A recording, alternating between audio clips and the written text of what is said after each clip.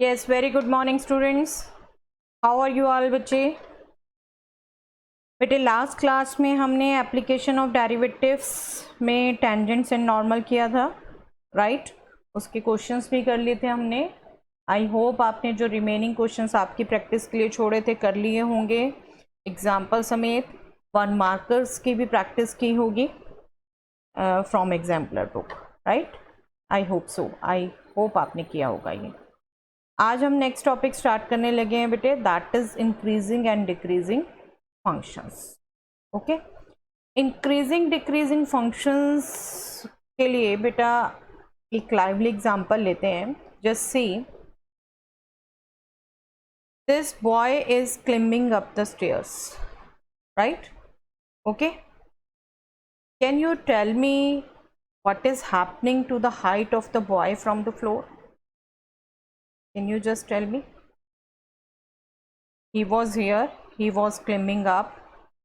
Height is, yes, what will you say? It is very obvious, it is increasing, right? Height is increasing. Okay, very good. Next situation, now this boy is coming down. Okay, he is coming down. Now what is happening to its height? Yes, he was here, his height was this, he is coming down, his height is, yes, what will you say? His height is decreasing, right? His height is decreasing. Okay, we already use these terms in daily life, right? Okay, these are the examples and you use these terms regularly. Let us see this mathematically now. Okay, just look at this figure. Let us imagine this is an origin. Okay, this is the x-axis, this is the y-axis. Okay, and the boy is moving along this path. So let us see as a graph of the function y is equal to fx. Okay, ठीक है. अब क्या हो रहा है बेटा, इसकी height मतलब वर्टिकल डिस्टेंस, इस बॉय का वर्टिकल डिस्टेंस इंक्रीज हो रहा है. Okay, what about the horizontal distance? Horizontal distance क्या हो रहा है बेटे? सेम इंक्रीज हो रहा है. Okay, we can say as this बॉइंग is going up, his horizontal distance and vertical distance both are increasing. Okay, clear? Right?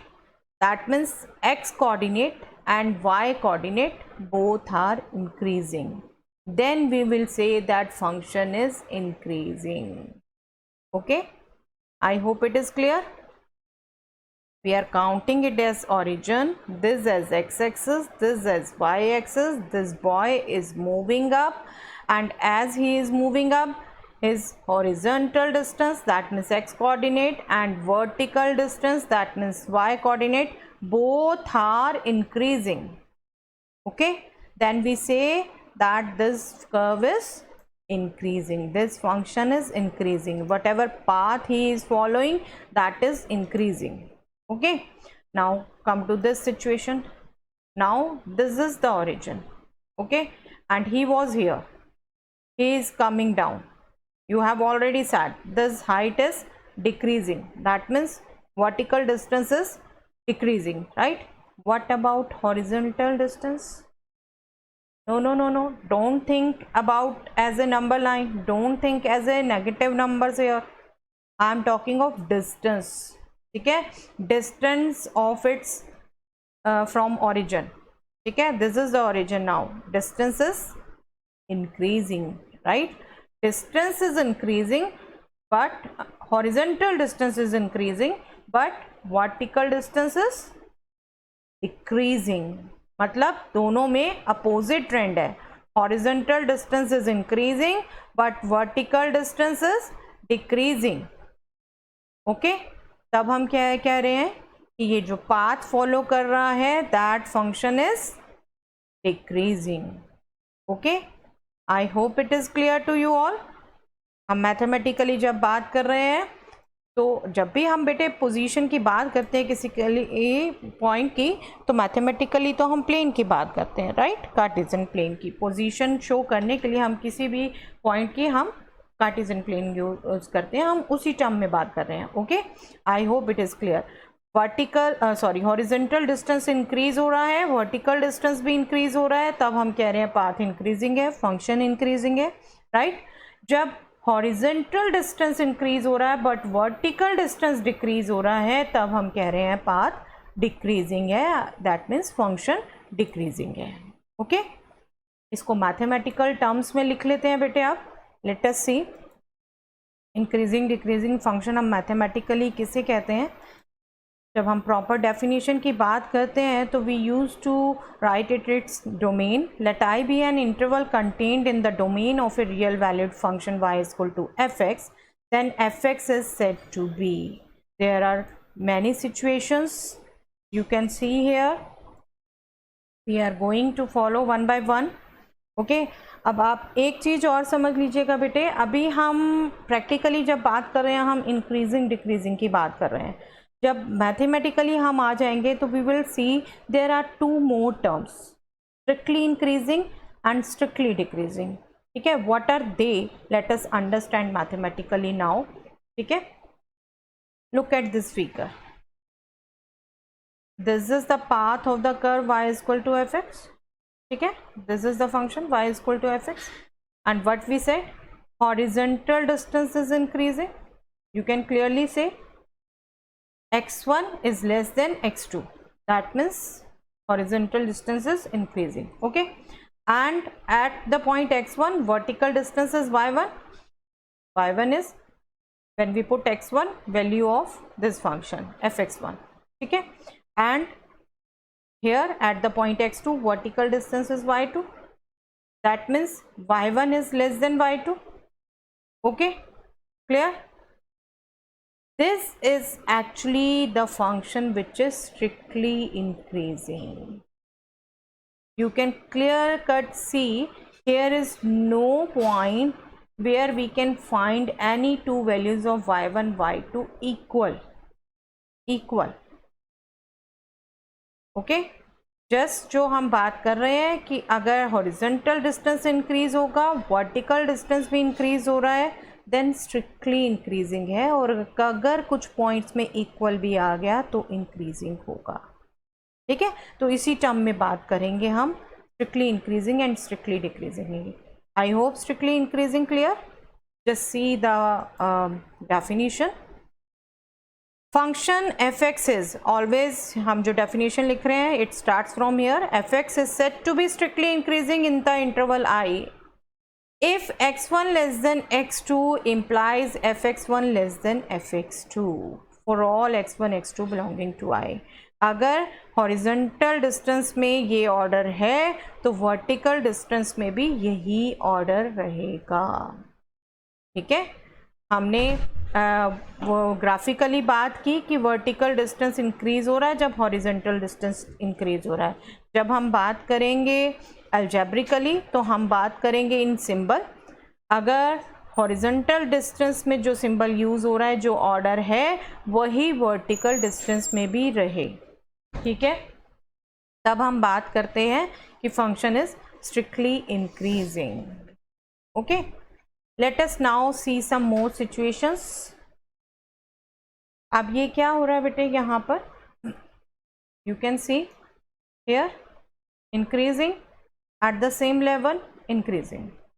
यहाँ क्या हुआ, मतलब अगर आप ये दो पॉइंट कंसीडर करते हो, no doubt here vertical distance is less than this, that means horizontal distance is increasing, vertical distance is also increasing. okay, but अगर यही दो पॉइंट हम ये ले लें, यहाँ पे क्या हुआ, हॉरिजॉन्टल डिस्टेंस तो इंक्रीज हुआ but vertical distance are same. ठीक है, इस केस में हम यूज करते हैं सिंपल इंक्रीजिंग टर्म। जब इक्वालिटी की भी बात इंक्लूड हो जाए बीच में, तब हम यूज करते हैं increasing term. Okay, let us see this change now in definition.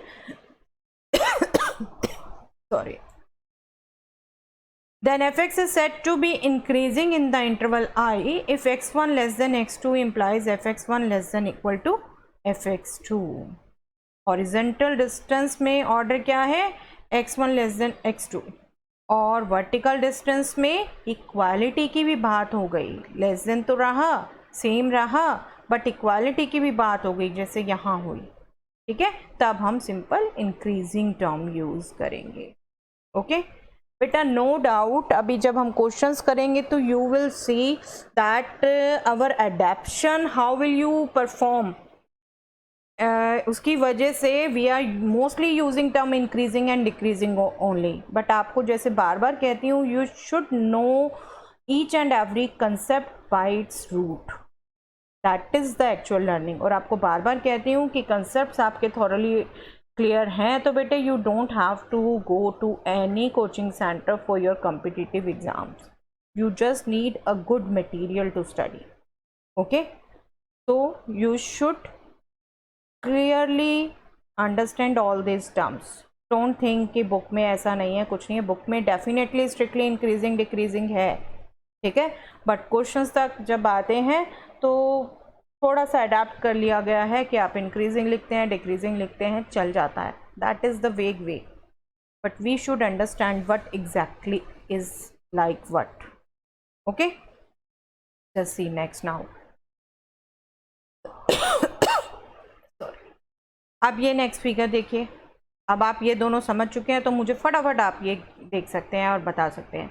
This is now decreasing and what term will we use, strictly और normal? Strictly. It is strictly decreasing. Okay, इसको note भी कर लेते हैं.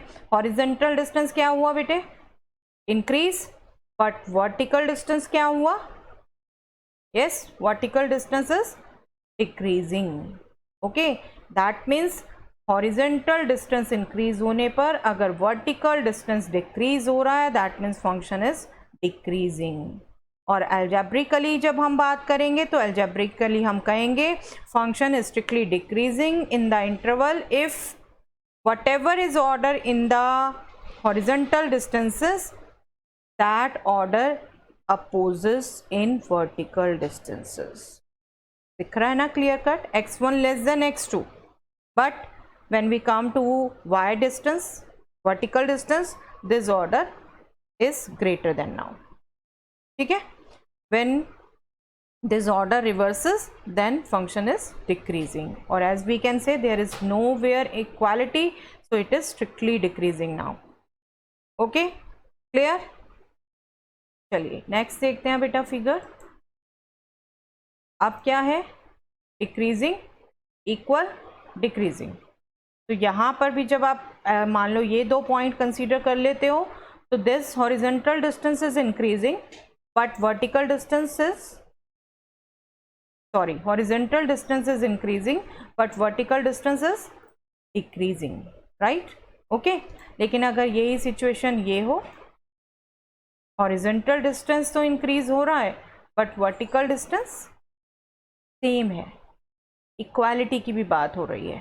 ठीक है, तो जब इक्वालिटी की भी बात हो रही है तब हम स्ट्रिक्टली वर्ड नहीं यूज़ करते, तब हम डिक्रीजिंग वर्ड यूज़ करते हैं. ओके, और हम कहेंगे algebraically fx is decreasing in the interval i if x1 less than x2 implies fx1 is greater than equal to fx2. Okay, जो ऑर्डर इसमें था उससे रिवर्स ऑर्डर हो गया. Okay, clear? एक बार इन सबको रिवाइज कर लेते हैं बेटा. ग्राफिकली हमने क्या कहा? हॉरिजॉन्टल डिस्टेंस के साथ साथ वर्टिकल डिस्टेंस भी इंक्रीज हो तो फंक्शन इंक्रीजिंग. ठीक है, अगर हॉरिजॉन्टल इंक्रीज होते होते वर्टिकल डिक्रीज हो तो फंक्शन इज डिक्रीजिंग. राइट? हमने ये ग्राफिकली बात की. हमने अलजेब्रिकली क्या बात की? अगर एक्स कोऑर्डिनेट में जो ऑर्डर है वही y कोऑर्डिनेट में भी रहे तो फंक्शन इज इंक्रीजिंग, और अगर ये ऑर्डर अपोजिट हो जाए तो function is decreasing. Right? Okay, ये मेन पॉइंट्स, कंक्लूडिंग पॉइंट्स आप यहाँ ध्यान रखेंगे. Okay, this was the definition. Okay, Let us move on. Yes, there are some 2-3 points you should remember, bache. Just observe this graph.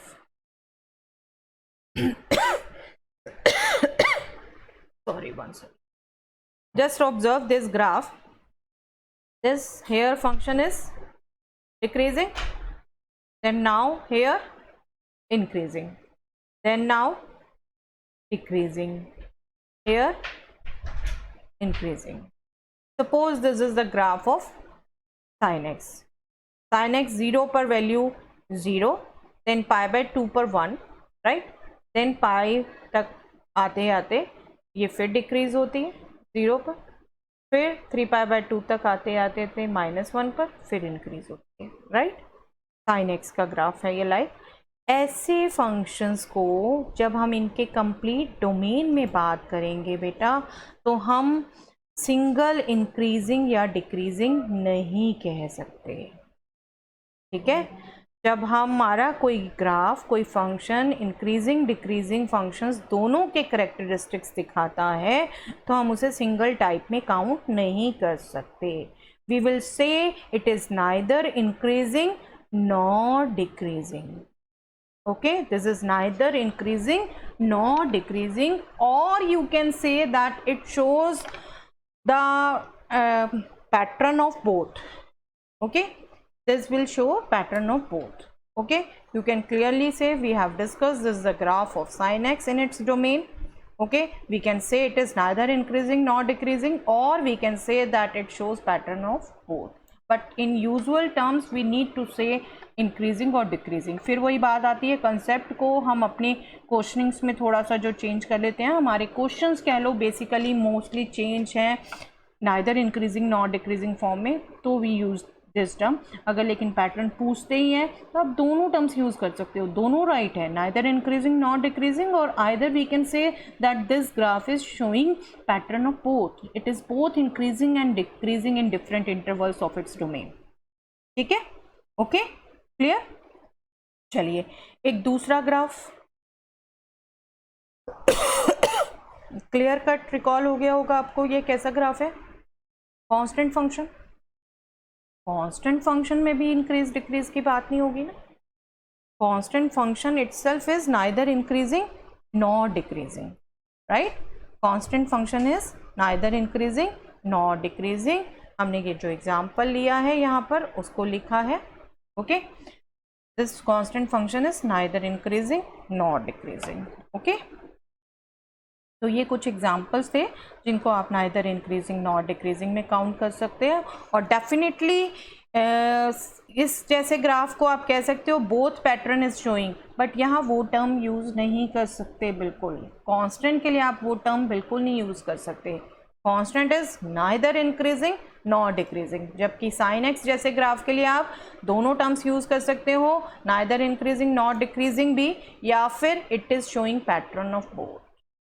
Okay, in different intervals. चलिए कुछ और points हैं बेटे जो मैं चाहती हूं आप याद रखें।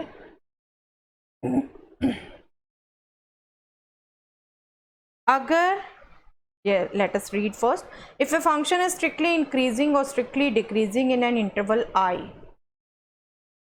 then it is necessarily increasing or decreasing in I. However, the converse need not be true. आपको बेटे सेट्स में भी मैंने बताया था, अगर आप किसी भी टर्मिनोलॉजी में एक्स्ट्रा कंडीशन लगाते जा रहे हैं तो वो सेट कन्फाइंड होता जा रहा है, छोटा होता जा रहा है। ठीक है, और डेफिनेटली छोटे सेट में जो एलिमेंट हैं वो सभी बड़े सेट में होंगे, बट बड़े सेट के सभी एलिमेंट छोटे में नहीं होंगे। ठीक है, राइट? बड़े सेट के सभी एलिमेंट छोटे में नहीं होंगे। Okay, clear? तो वही टर्म यहाँ कह रहे हैं। आप स्ट्रिक्टली इंक्रीजिंग को ही सिर्फ लें। स्ट्रिक्टली इंक्रीजिंग में हमने क्या यूज़ किया? हॉरिजॉन्टल में अगर लेस देन साइन है तो स्ट्रिक्टली इंक्रीजिंग में भी लेस देन साइन है, जबकि इंक्रीजिंग में क्या कहा हमने? हॉरिजॉन्टल में लेस देन साइन है तो वर्टिकल में लेस देन इक्वल टू भी साइन है। ठीक है ना? तो ये वाला तो इसमें काउंट हो सकता है। ठीक है, क्योंकि लेस देन इक्वल टू मतलब लेस देन भी और इक्वल टू भी दोनों काउंट होंगे, बट जब यहाँ बात कर रहे हैं यहाँ इक्वल टू आ रहा है, यहाँ वो इक्वल नहीं है, तो डेफिनेटली कोई स्ट्रिक्टली इंक्रीजिंग डिक्रीजिंग फंक्शन है उसको आप इंक्रीजिंग डिक्रीजिंग काउंट कर सकते हैं, बट इंक्रीजिंग डिक्रीजिंग फंक्शन को स्ट्रिक्टली इंक्रीजिंग डिक्रीजिंग काउंट नहीं कर सकते, ठीक है। This is the exact terminology, okay. Yes, ये टर्म भी बहुत एक आध जगह यूज हुई है बुक में, but we want you should know this. Monotonic functions, monotonic functions basically बेटे इंक्रीजिंग डिक्रीजिंग फंक्शंस को ही कहते हैं, बट एक्चुअली हम मोनोटोनिक तब टर्म यूज़ करते हैं जब फंक्शन जिस भी इंटरवल में पूछा है वहाँ थ्रू आउट सिंगल ट्रेंड दे रहा है, सिंगल ट्रेंड दे रहा है, या तो इंक्रीजिंग ही है या डिक्रीजिंग ही है। A function F x is said to be monotonic on an interval I if it shows the trend of only increasing और ओनली डिक्रीजिंग इन आई, ठीक है। अगर सिंगल ट्रेंड दिखा रहा है तो हम मोनोटोनिक फंक्शन वर्ड यूज कर सकते हैं, okay. One more term I need to use for the problems, आपको वो अभी बताना चाहती हूँ मैं, that is critical points. Critical points for a function F, a point X is equal to A in its domain is called critical point if either f dash a is 0. What does it mean? First derivative of this function at this point is 0 or f is not differentiable at this point. मतलब किसी function y is equal to fx के लिए ऐसे points x की वो values जिन पर या तो फर्स्ट डेरिवेटिव 0 हो या फिर डेरिवेटिव एग्जिस्ट ही ना करे, उनको हम क्रिटिकल पॉइंट्स कहते हैं। बेटा एक चीज़ मैं बहुत क्लियर कट कहना चाहती हूँ, हमारी बुक में बाय चांस अभी हम करेंगे क्रिटिकल पॉइंट्स कहाँ यूज़ हो रहे हैं, then you will understand. By chance ऐसे क्वेश्चंस हैं जिनमें नॉन डिफरेंशिएबिलिटी पॉइंट्स की आ ही नहीं रही, ठीक है, तो इसको प्लीज़ डेफिनेशन को मिसकंसेप्ट नहीं कर लेना। डेफिनेशन क्रिटिकल पॉइंट्स की यही होती है, या तो फर्स्ट डेरिवेटिव 0 हो या फिर डेरिवेटिव एग्जिस्ट ही ना करे, ठीक है। हमारे कोर्स में क्वेश्चंस मोस्टली वही हैं जहाँ फर्स्ट डेरिवेटिव 0 है। मैं आपको बिल्कुल एक आध एग्जांपल करवा दूंगी जहाँ पर नॉन डिफरेंशिएबल भी है, ठीक है, बट हमारा जो एनसीईआरटी बेस्ड प्रॉब्लम्स हैं वो मोस्टली फर्स्ट डेरिवेटिव 0 पर ही क्रिटिकल पॉइंट्स आ रहे हैं, ओके।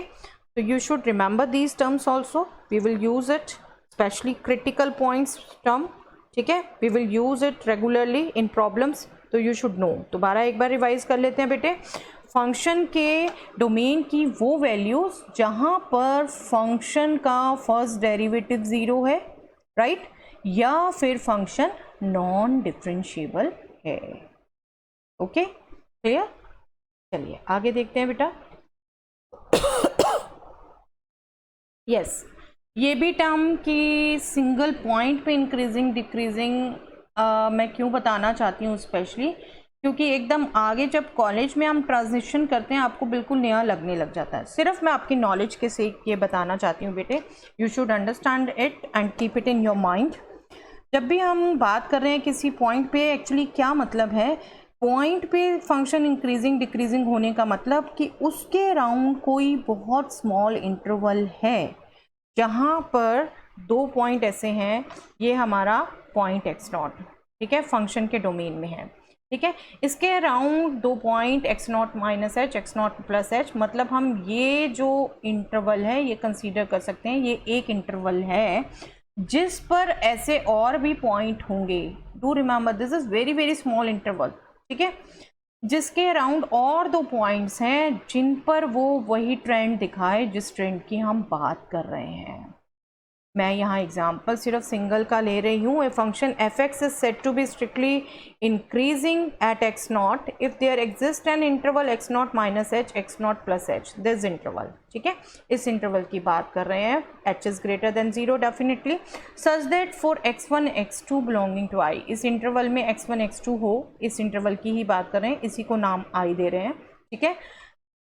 कैसे बिलोंग करता है, x1 less than x2 implies fx1 less than fx2, जो हमने अभी डेफिनेशन की वही फॉलो कर रहा है, बट पॉइंट पर अगर हम बात करें इंक्रीजिंग डिक्रीजिंग की, तो पॉइंट के अराउंड बहुत स्मॉलेस्ट इंटरवल ऐसा है जिस पर वो वही ट्रेंड फॉलो कर रहा है जिसकी हम बात कर रहे हैं, क्योंकि मैं सिर्फ आपकी अंडरस्टैंडिंग चाहती हूँ। I am not taking all such terms, strictly increasing, strictly decreasing, increasing, decreasing, सब आप इस ढंग से डिफाइन कर सकते हो। Just I want to help you out to understand this, what is the meaning of increasing decreasing at a point.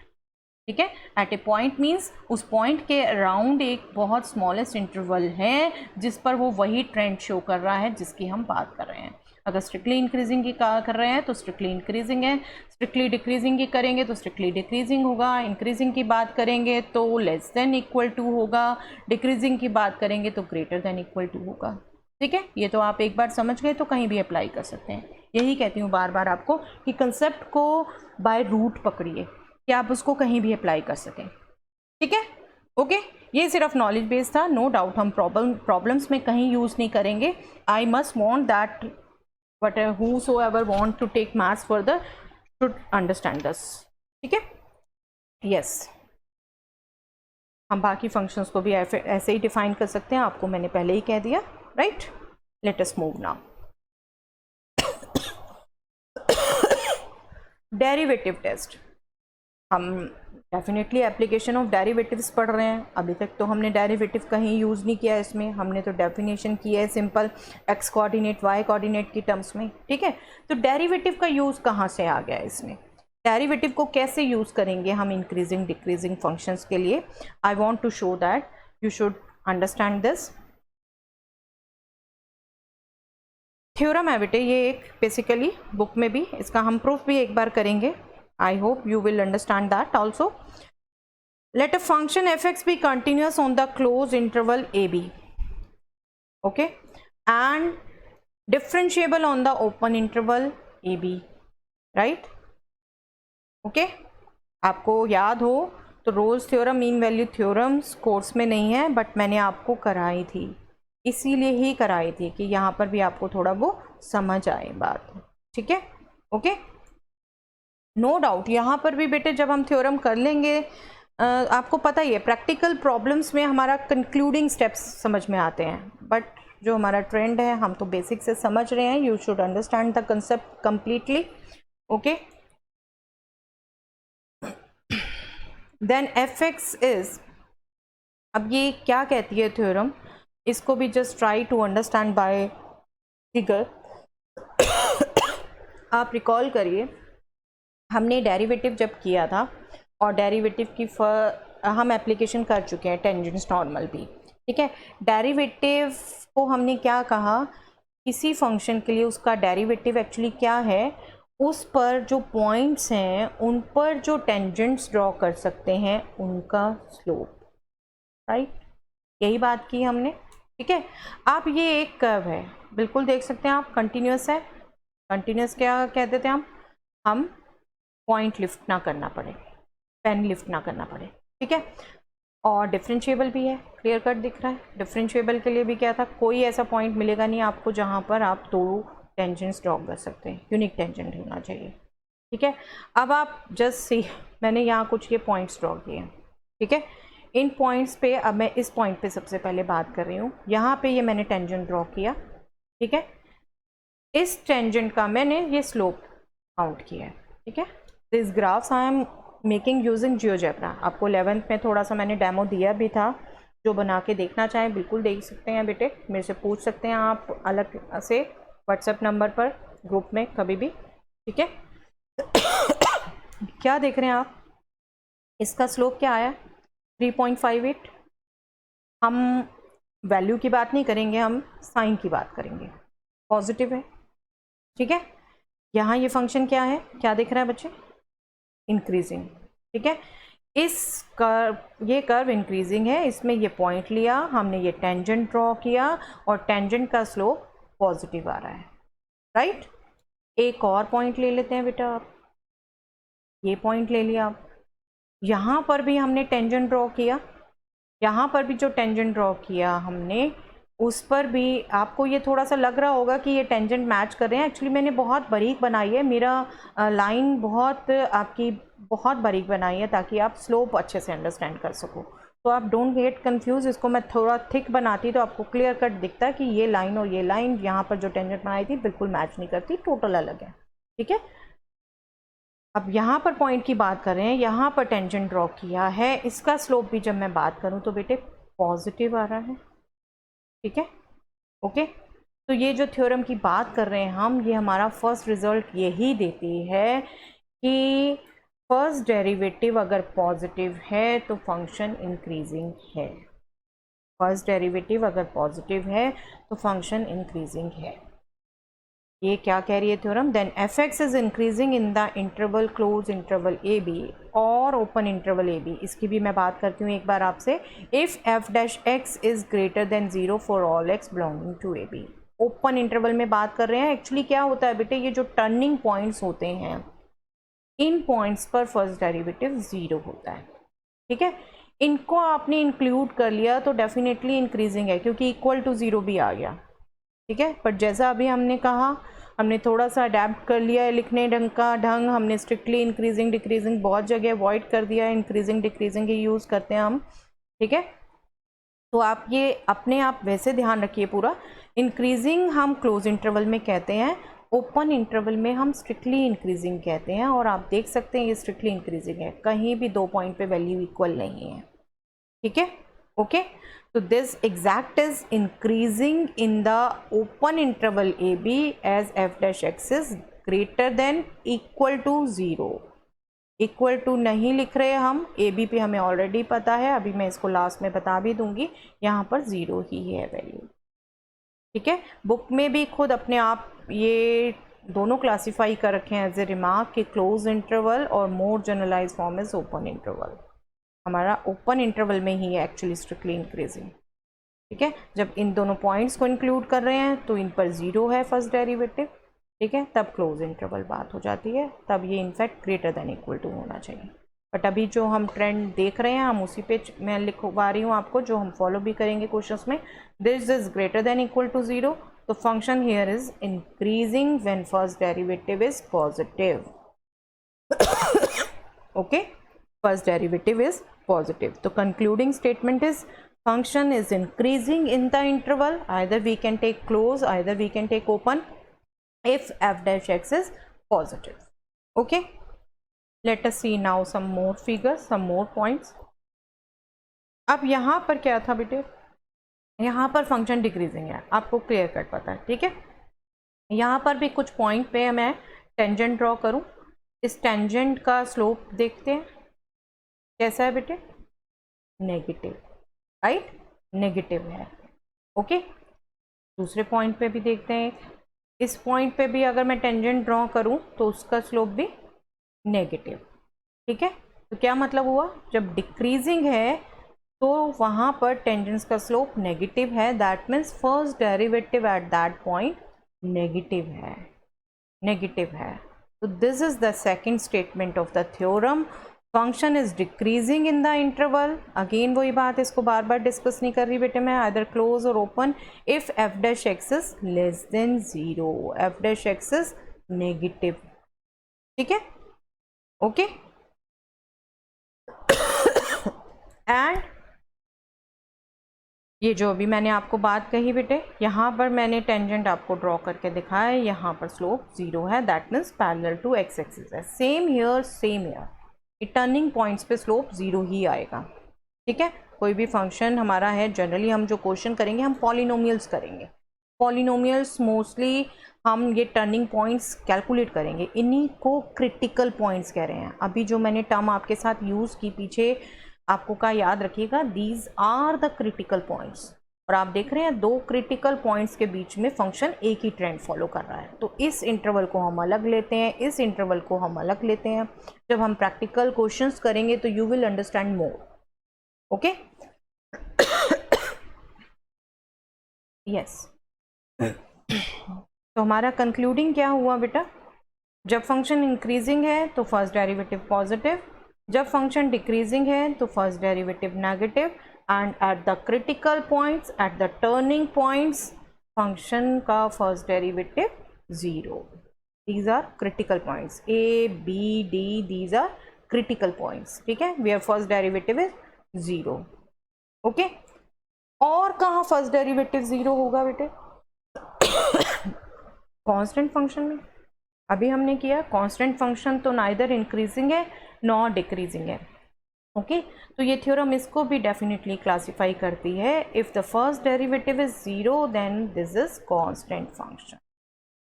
Function fx is constant in the interval ab if f dash x is 0, just like this. Okay, I hope it is clear. Okay, तो concluding क्या है यहाँ से बेटा, अगर function का first derivative उस interval पर पॉजिटिव है तो फंक्शन इज इंक्रीजिंग, अगर फंक्शन का फर्स्ट डेरिवेटिव नेगेटिव है तो फंक्शन इज डिक्रीजिंग, राइट। और अगर फर्स्ट डेरिवेटिव 0 है थ्रू आउट द इंटरवल तो function is constant. No doubt, इसको कंफ्यूज मत करिएगा, इसको बिल्कुल क्रिटिकल पॉइंट्स में जब हम इंक्रीजिंग डिक्रीजिंग की बात कर रहे हैं तो पर्टिकुलरली वो 2-3 पॉइंट पे आएगा और उनके बीच के इंटरवल में एक ट्रेंड फॉलो करेगा, ठीक है। लेकिन यहाँ पर क्या है, कांस्टेंट में सब पर ही 0 आना है, ठीक है, सब पर 0 आएगा। सब ये लाइन ही पैरेलल टू एक्स एक्सिस है तो यहाँ पर जितने भी पॉइंट्स हैं सब पर ही फर्स्ट डेरिवेटिव 0 आएगा। Okay clear. तो this is the main theorem which we will use in practical problems, ठीक है। You should remember this also. Okay इसका प्रूफ देख लेते हैं बेटे, बहुत सिंपल है और इसी के लिए मैंने आपको मीन वैल्यू थ्योरम एक बार समझाई है, ठीक है। No doubt mean value theorem भी नहीं आ रही तो अंडरस्टूड है कि ये प्रूफ भी नहीं आ सकता, but I just want for your knowledge sake you should understand and our knowledge never fails us beta. Yes, just see, ये 2 पॉइंट ले लिया हमने, हम फंक्शन बात कर रहे हैं, हम ऑलरेडी कह चुके हैं कि कंटिन्यूस है डिफरेंशिएबल है, ठीक है। हमने इस इंटरवल पे ये 2 पॉइंट ले लिए, ऐसे ले लिए कि x1 लेस देन x2 है, ठीक है। देन मीन वैल्यू थ्योरम क्या कहती है, क्योंकि जब कंटिन्यूस और डिफरेंशिएबल है तो एक पॉइंट सी एग्जिस्ट करेगा बेटे इस इंटरवल में। कैसा एग्जिस्ट करेगा, कैसा एग्जिस्ट करेगा कि F dash C is equal to fx2 minus fx1 upon x2 minus x1, ठीक है। यही सिचुएशन की थी हमने मीन वैल्यू थ्योरम में, हमने उसे ट्रांसपोज करके लिखा है बस। Okay clear. तो ये रिजल्ट हमारी एक्चुअली मीन वैल्यू थ्योरम दे रही है। जब ये मीन वैल्यू थ्योरम दे रही है और हमें जब अभी सी पॉइंट के ऊपर नहीं पता कि फर्स्ट डेरिवेटिव क्या होगा, यहाँ पर एफ डैश सी यूज़ किया ना, सी पॉइंट पर हमें तो फर्स्ट डेरिवेटिव नहीं पता क्या होगा, तो 3 कंडीशन अराइज करती हैं, या पॉजिटिव होगा या नेगेटिव होगा या 0 होगा, ठीक है। तो इन तीनों को ही डिस्कस कर रहे हैं। If f dash x is greater than 0 for all x belonging to AB, तब क्या होगा बेटे, this is greater than 0 और ये तो x1 x2 लिए ही ऐसे हैं कि x2 greater than x1 है तो ये भी पॉजिटिव हो गया, this is also positive तो this is also positive, यही मतलब हो गया, ठीक है।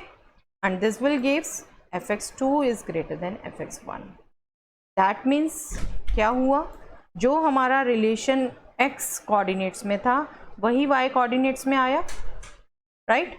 तो फंक्शन को हम क्या कहेंगे, इंक्रीजिंग। ये तो हमने डेफिनेशन, बेसिक डेफिनेशन हमने याद कर ली है। अगर y कोऑर्डिनेट्स में वही ट्रेंड आना है जो x कोऑर्डिनेट्स में है, वही ऑर्डर रहना है तो इंक्रीजिंग, अगर ऑर्डर रिवर्स हो जाना है तो डिक्रीजिंग, ठीक है। सिंपल है ना प्रूफ, आई होप आप लोगों को भी बहुत सिंपल लगा होगा, ठीक है। चलिए बाकी केसेस भी देखते हैं बेटे। सेकंड केस क्या हुआ, अगर ये एफ डैश सी लेस देन 0 हो, ठीक है।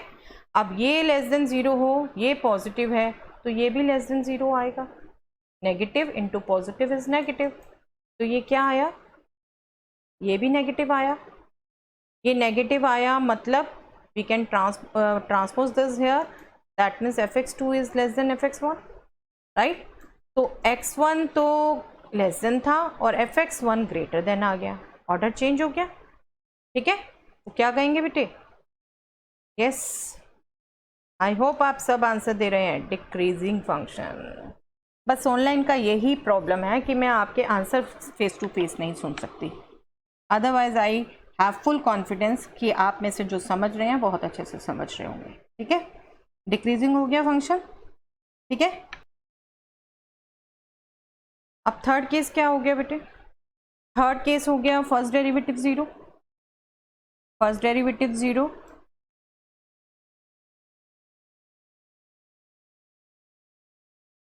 that means f dash c is 0, f dash c is 0, that means this is 0, ये तो पॉजिटिव है, ये 0 हो गया, 0 से मल्टीप्लाई होकर ये पूरा 0 मिल गया, that means fx2 and fx1 are equal. जब ये डिफरेंस 0 आ गया तो ये इक्वल हो गए, राइट? तो क्या था बेटे, x1 was less than x2, that means definitely they are not equal. तो दो डिफरेंट वैल्यू के लिए फंक्शन की वैल्यू इक्वल आ गई, तो फंक्शन कांस्टेंट हो गया ना। और ये हमने जनरल पॉइंट लिए थे इनके बीच में, फंक्शन कांस्टेंट हो गया। x की वैल्यूज़ तो इंक्रीज हो रही है पर y की वैल्यू सेम रह रही है, तो वो कांस्टेंट फंक्शन की निशानी, ठीक है। That means f is constant function. Okay, this was the proof. I hope आपको रिजल्ट क्लियर हुए होंगे, ठीक है। तो आप कंसंट्रेट करेंगे बेटे, हम नेक्स्ट क्लास में क्वेश्चंस करेंगे, बिल्कुल आप कंसंट्रेट करेंगे। First of all definition, critical points and this result, okay. बाकी आप अपनी नॉलेज से एक अच्छे से पढ़िए, समझिए, आपको बिल्कुल रिवाइज होना चाहिए। Definition, first derivative test and critical points, we will do questions next time and you should remember all these results, okay. Thanks everyone, मिलते हैं फिर नेक्स्ट क्लास में।